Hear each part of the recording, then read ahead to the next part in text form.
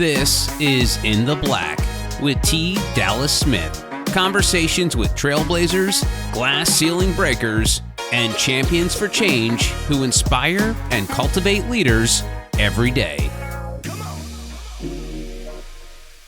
My guest this week is David Haddow, the founder of Haddow Company, a leading real estate consulting firm that has advised clients on over $10 billion worth of transactions since 1989.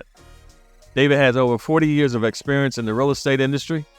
He is an educator, a writer, a civic leader who has contributed to the development and improvement of his community. David, welcome to the podcast. Thank you. It's my pleasure to be here. So let's start from the beginning.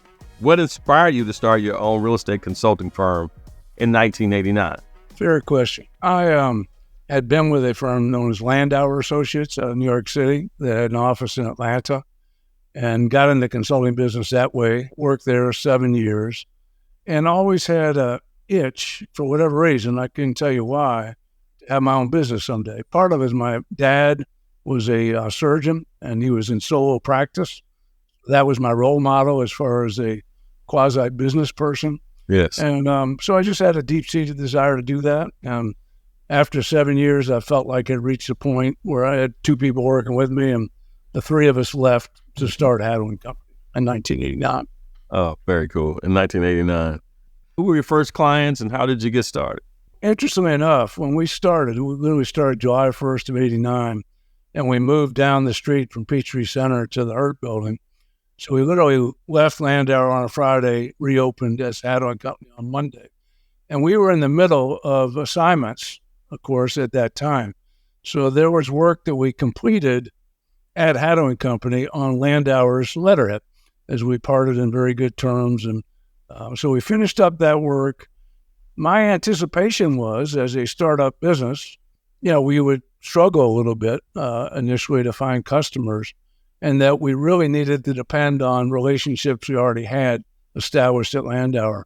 What surprised us in a good way was the number of new clients that we were able to get right away. And we had a good launch to our business in 89. We had a good year in 1990. The recession hit in 91, 92.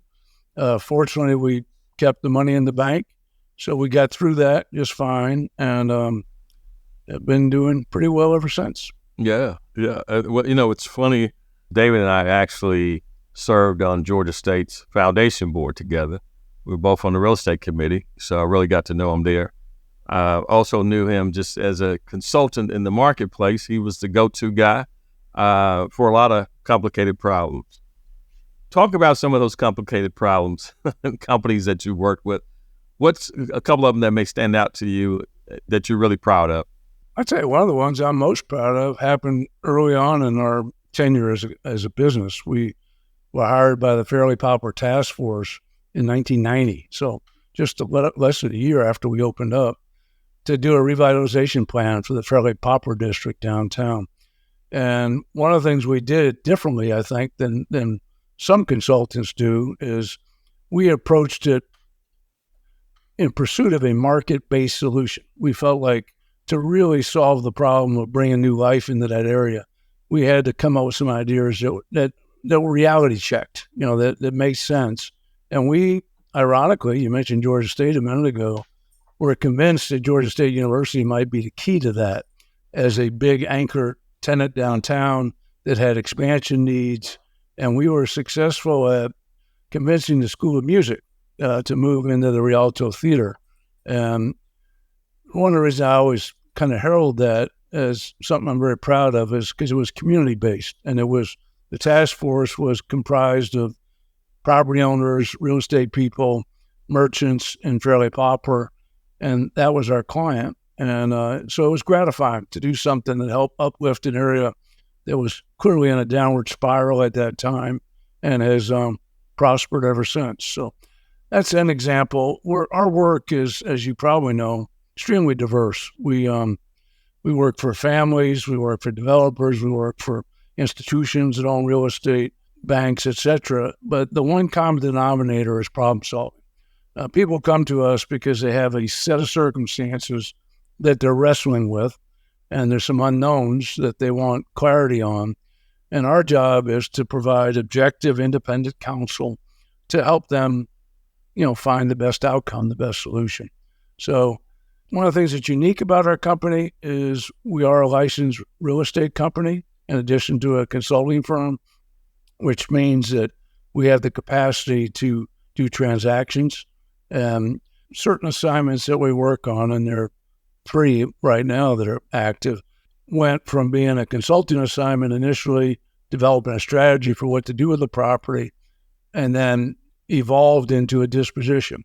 Of those 3, 1 is for a family, and 2 are for nonprofits, interestingly enough, which is another client type of ours, if you will, that people, one in particular is the YWCA, where they have some property that was gifted to them down on Campbellton Road many years ago, and they decided they wanted to monetize that piece of land to apply those proceeds to a capital campaign they're doing. So fortunately, they asked us to get involved, and hopefully we'll successfully resolve that shortly. So that's a few examples. That's awesome. I know you as a commercial guy, working with a lot of different companies and that type of thing. As it relates to families, what are some of the problems that you're seeing that families are bringing to you? Usually, it's wealthy families, frankly, that inherit property. One of the properties of the 3 that are in the transaction mode right now, it's a family that owns 175 acres, believe it or not, in Cobb County. And the reason they have 175 acres in Cobb County is that it was a family retreat, and they never wanted to sell it. So developments occurred all around them, and they have this plum piece of property that remains. So the challenge there is to first do what we call a highest and best use study, evaluate the property's development potential, kind of test market it, if you will, during that phase, and get a sense of what kind of value it might bring, how marketable is it, who the most likely buyers are. In that case, we came up with a development plan, determine what kind of yield in terms of lots and so forth, and types, whether a multifamily was a prospect or not, resolved a lot of those kinds of issues. After we completed the study, the way we're set up is the client is totally unfettered. They don't have no obligation to use us to do the transaction. We keep a Chinese wall between those 2 activities.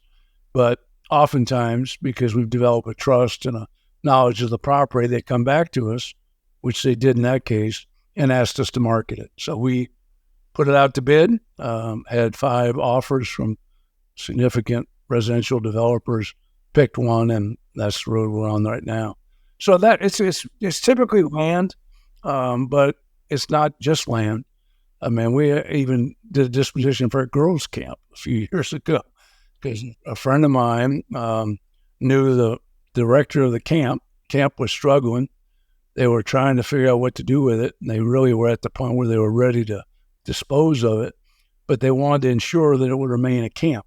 And so we got lucky in that case, and that we found a camp operator, a young couple that were working at a nearby camp who had the desire to have their own camp.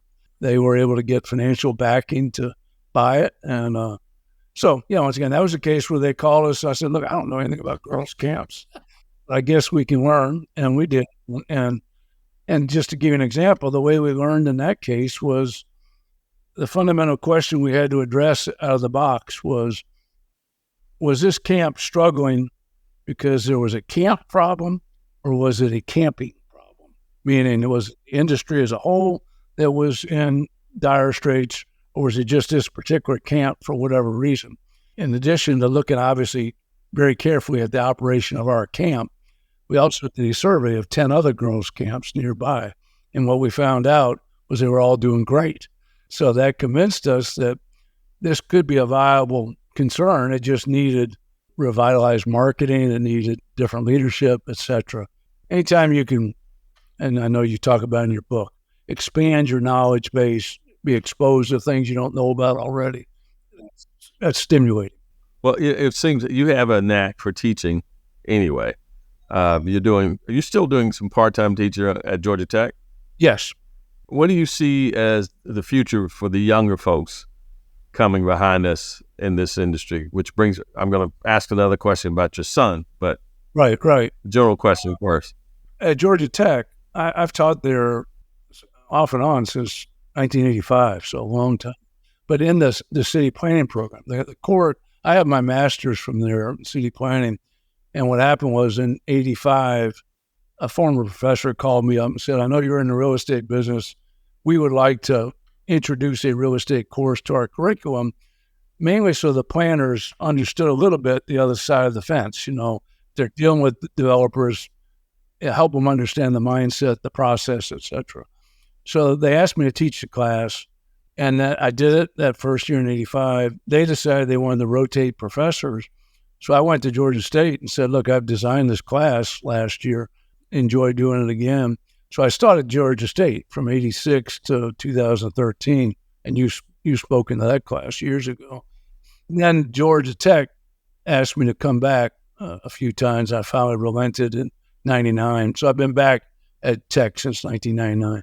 But to answer your question, they've started a Master's of Real Estate Development program about 5 years ago in the building construction program, which ironically Georgia Tech didn't have previously. And yet there are many developers in Atlanta who went to Georgia Tech. So the strength that Georgia Tech offers is it has building construction, architecture, engineering, planning, business, all the disciplines right there that they can. So what they decided to do was, instead of creating a whole new set of courses, to cherry pick existing classes and make those the program. So they decided that my course, which is called Real Estate Development Methods, would be a required course in the core curriculum for that Master's of Real Estate Development program. And to me, that's exciting because it means there are going to be more and more people going through Tech that are studying that subject. They're very bright. And whereas before, most of my students went into planning or community development or economic development, now probably 2/3 of the composition of my class are true real estate people who are interested in a real estate career and come to it with experience and some seasoning, which enriches the class for everybody. Yeah. How do you mentor and train the next generation of real estate professionals? And I'm thinking specifically, your son is following in your footsteps with running the company now. Was there any planning in it? There was no planning. Latson, my son, oldest son, graduated from college in 2007. And this is a true story. I mean, I never, ever pushed him. I had him come into the office sometimes and hang out, but never encouraged him to go to work at Haddow Company. We were driving to the beach over Easter of 07, so right before he graduated.